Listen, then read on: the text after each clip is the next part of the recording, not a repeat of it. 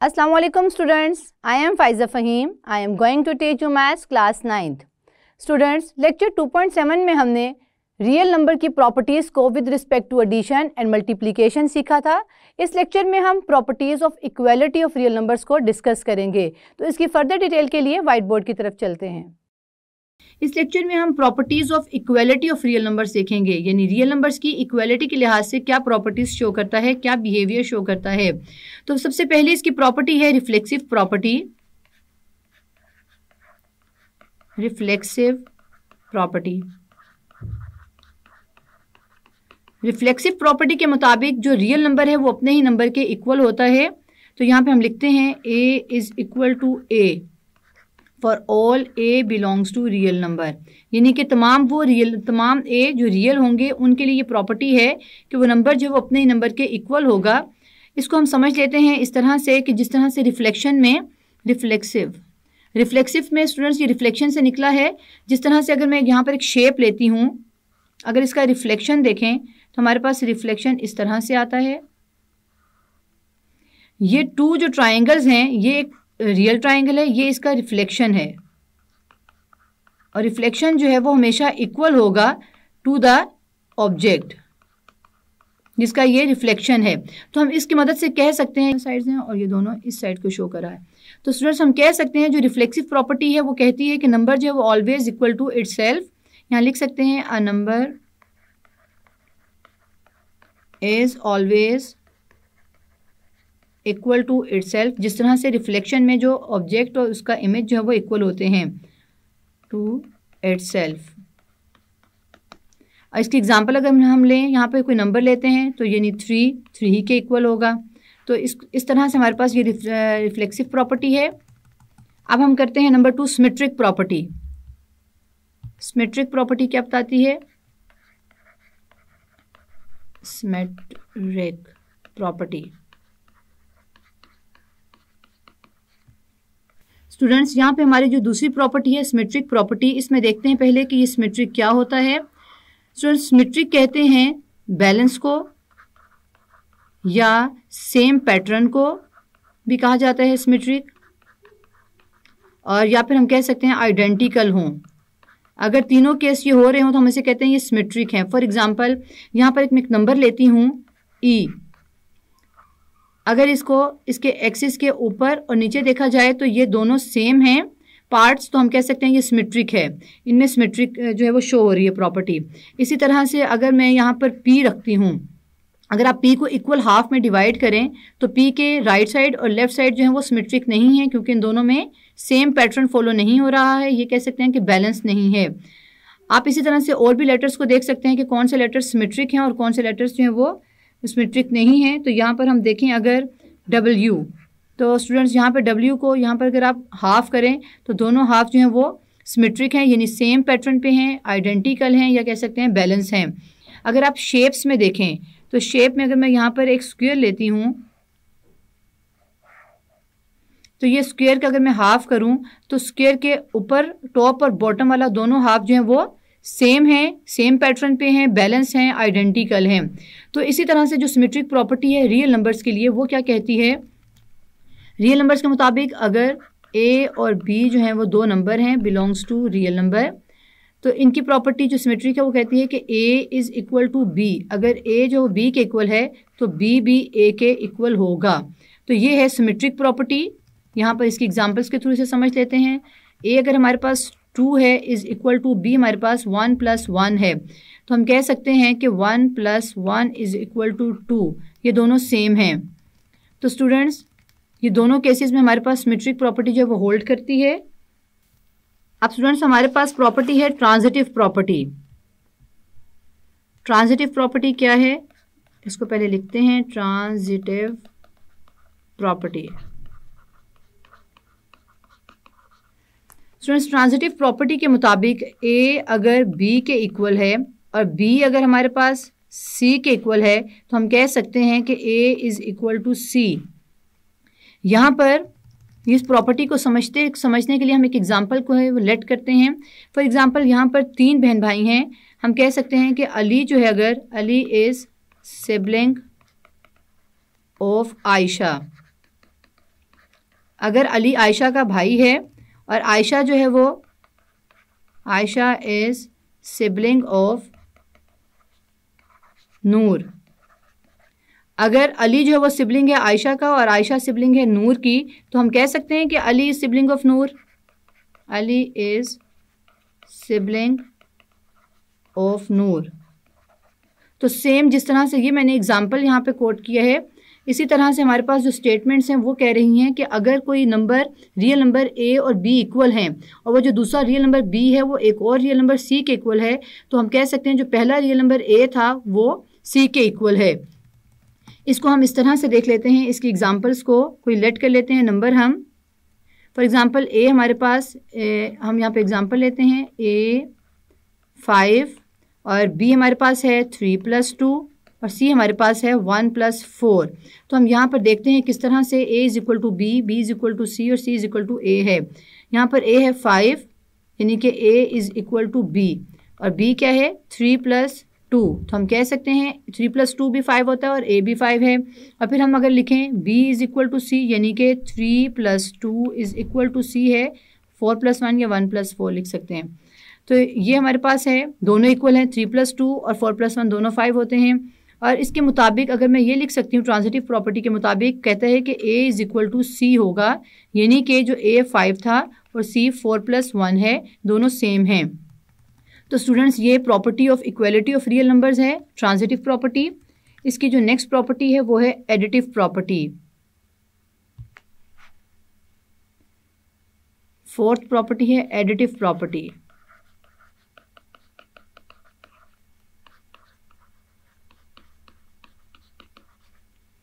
Additive के नाम से जाहिर है कि जो हमारे पास इक्वलिटी होगी दो रियल नंबर्स की, उनमें हमने कोई नंबर ऐड करना है, तो इस लिहाज से इसका नंबर जो है नाम जो है वो एडिटिव प्रॉपर्टी रखा है। फॉर एग्जांपल अगर हम लेट करते हैं हमारे पास ए बी दो रियल नंबर्स हैं, for all A B C belongs to real number. अगर हमारे पास दो रियल नंबर हैं ए और बी और ये दोनों क्या हैं इक्वल हैं, एफ ए = बी हो, तो हमने एक नया रियल नंबर जो इन दोनों साइड पे ऐड करना है, यानी कि a + c = b + c। तो एडिटिव प्रॉपर्टी के मुताबिक हम एक नया नंबर जो है वो दोनों साइड्स पर ऐड कर सकते हैं। स्टूडेंट्स ये एडिटिव प्रॉपर्टी के मुताबिक जो हमने c को ऐड किया है वो ये दोनों साइड्स पे किया है, बोथ साइड्स पे किया है।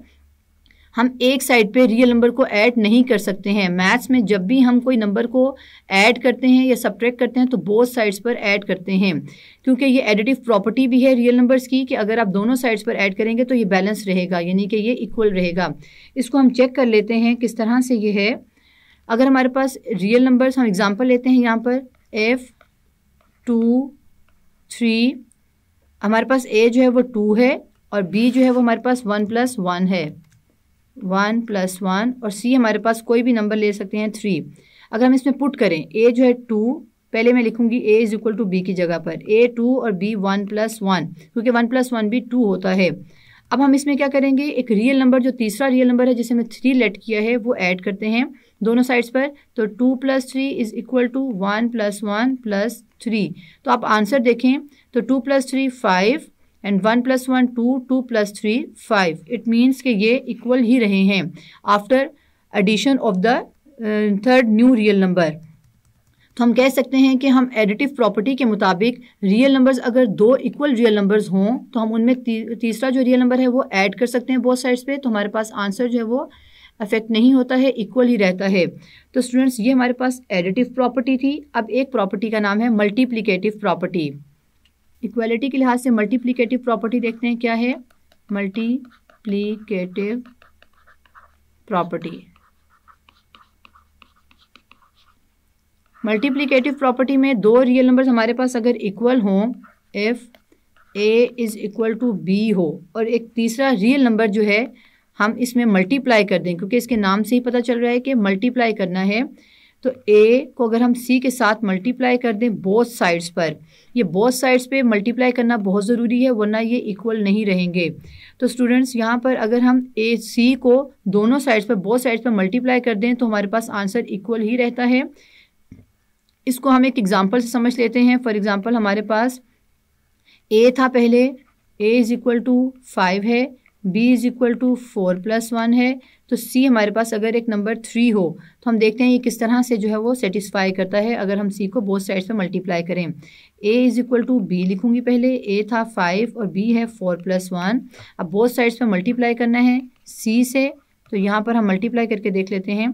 5 मल्टीप्लाई बाय c था 3 और b हमारे पास 4 + 1 मल्टीप्लाई बाय 3।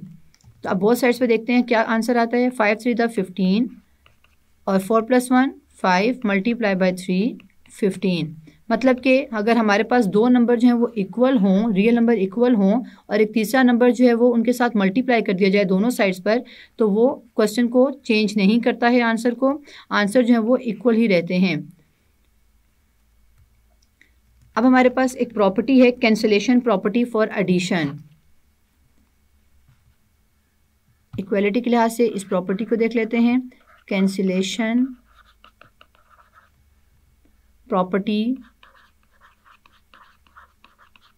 For addition.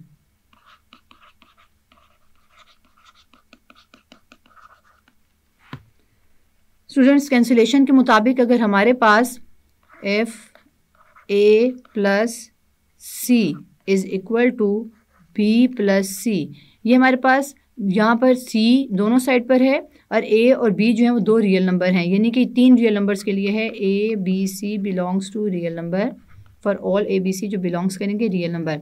तो इस प्रॉपर्टी के मुताबिक हम लिख सकते हैं, कैंसिलेशन प्रॉपर्टी का नाम इसकी प्रॉपर्टी से जाहिर है कि कैंसिल करना। तो यहाँ पर हम जो c जो दोनों साइड पे सेम है, अगर इन्हें हम कैंसिल कर सकते हैं, यानी a is equal to b लिख सकते हैं, डायरेक्ट कैंसिल कर सकते हैं दोनों साइड पे जो सेम नंबर हो। इसको हम एक एग्जांपल से जो है वो सॉल्व कर लेते हैं। अगर हमारे पास एक नंबर a है 3 और इसमें c जो वो ऐड हो रहा है वो है 2 और यहाँ पर b जो हमारे पास है 1 + 2 प्लस c हमारे पास यहाँ पर 2 है। स्टूडेंट्स, ये b है, ये a है और ये जो 2 है ये c है और ये दोनों साइड पर है, तो हम इन्हें डायरेक्ट जो है वो कैंसिल आउट कर सकते हैं और आंसर लिख सकते हैं 3 इज इक्वल टू 1 + 2, यानी कि a is equal to b लिख सकते हैं। ये हमारी कैंसिलेशन प्रॉपर्टी फॉर एडिशन है जो कि रियल नंबर्स में होल्ड करती है। अब हमारे पास एक प्रॉपर्टी है कैंसिलेशन प्रॉपर्टी फॉर मल्टीप्लिकेशन।